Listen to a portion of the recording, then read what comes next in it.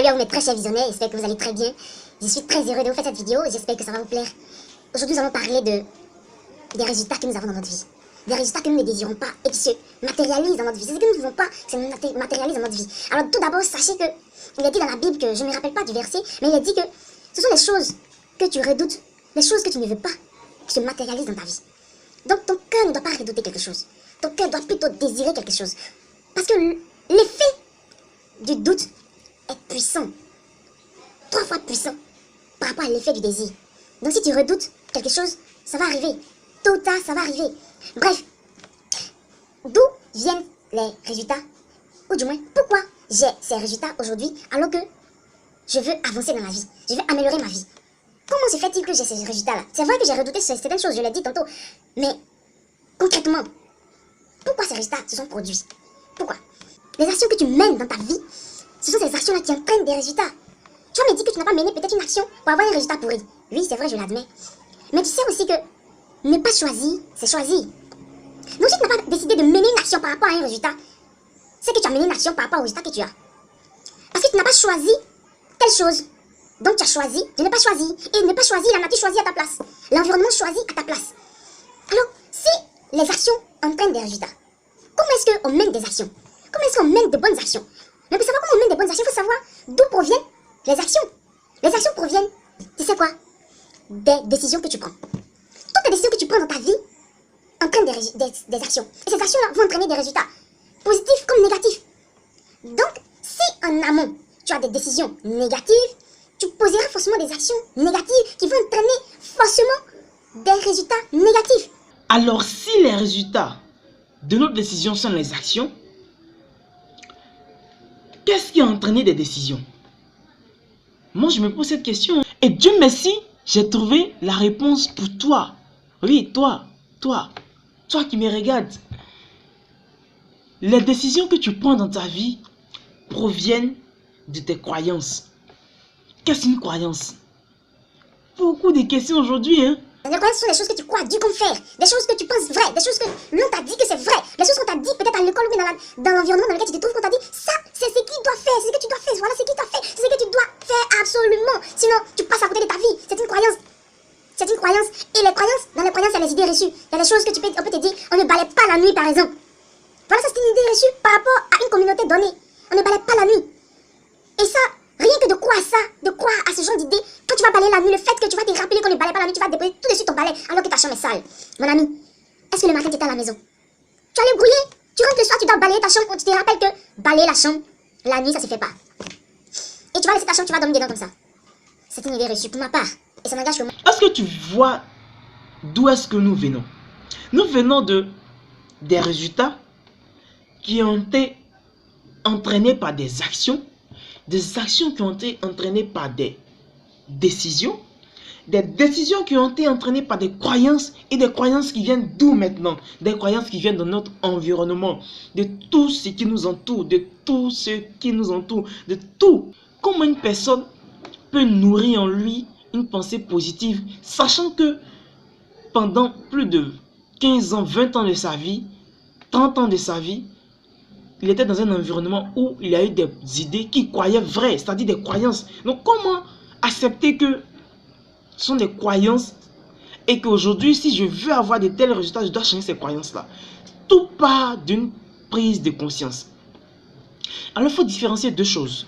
Il y a la prise de conscience et il y a le savoir. Savoir quelque chose et être conscient de la même chose, c'est différent. Quand on prend par exemple un fumeur, ce fumeur, il sait que fumer c'est malsain, mais il n'est pas conscient de la chose. La preuve en est que le fumeur prend conscience lorsqu'il frôle la maladie, une grave maladie. Lorsqu'il même dans un coma, il passe à lieu Dieu un petit peu. C'est en ce moment-là qu'il se rend compte qu'en réalité, fumer c'est malsain. Sinon au préalable, il savait mais il n'était pas conscient de tous les inconvénients vis-à-vis de cette fumée qu'il prenait chaque jour.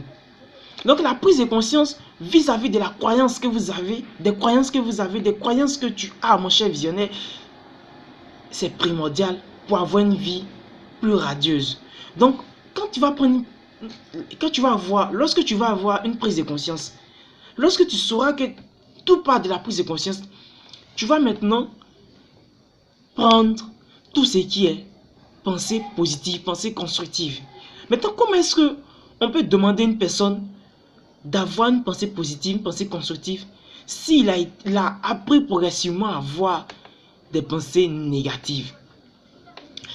C'est dur de penser positivement tout d'un coup.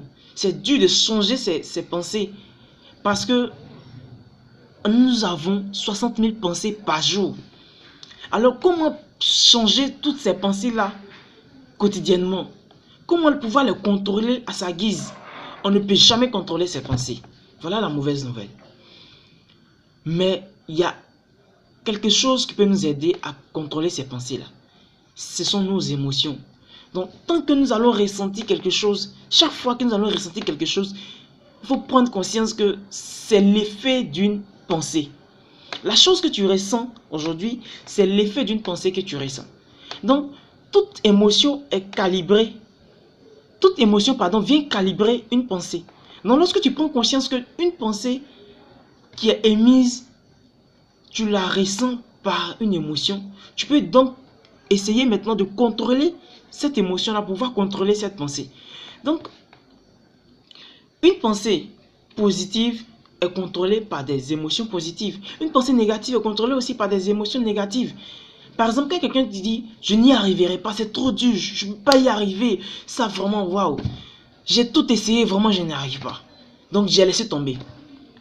Comment transformer ces idées-là, cette pensée négative-là en pensée positive? Eh bien, c'est très simple. Lorsque tu arrives à ressentir des choses comme ça, tu arrives à ressentir de l'amertume, de la tristesse, il faut te dire que ce sont des pensées que tu es en train de nourrir.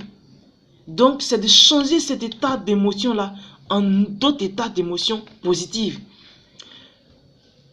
Lorsque tu vas commencer à penser à quelque chose de négatif, c'est de te dire supprimer, effacer. C'est-à-dire, tu te dis consciemment effacer, supprimer. Lorsque quelque chose de négatif te passe à l'esprit, c'est de dire supprimer, effacer. Mais lorsque tu vas effacer, tu vas supprimer. C'est de ne pas rester là simplement comme ça. Parce que la nature a horreur du vide. Lorsque tu vas laisser les choses sans les remplacer, par exemple, tu dégrades, tu enlèves un arbre quelque part, tu ne remplaces pas par un autre arbre, eh bien, la partie que tu as laissée va se dégrader.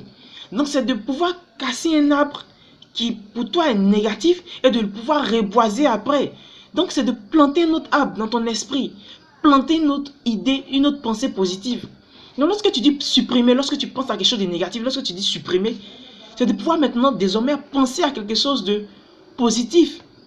Donc, quand quelqu'un me dit, je n'y arriverai pas, c'est trop dur, j'ai fait depuis des années, mais je n'y arrivais pas, je n'y arrive toujours pas, donc j'ai laissé tomber. C'est de dire supprimer, mais en même temps que tu dis supprimer, c'est de dire, je ne sais pas comment est-ce que je vais y arriver, mais je suis sûr que je vais y arriver. Dieu est grand. Ça déjà, ça te ramène sur terre.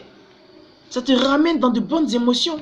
Ça te permet de passer à un niveau que tu ne pensais pas avant. Ça te permet de voir les choses autrement. Donc, quelqu'un qui veut penser, qui veut passer à un autre niveau de vie, il ne s'agit pas de dire que je suis réaliste. Voilà, j'ai tout essayé. Les gens m'ont apporté de l'aide, je n'ai pas pu. Ce n'est pas ça uniquement.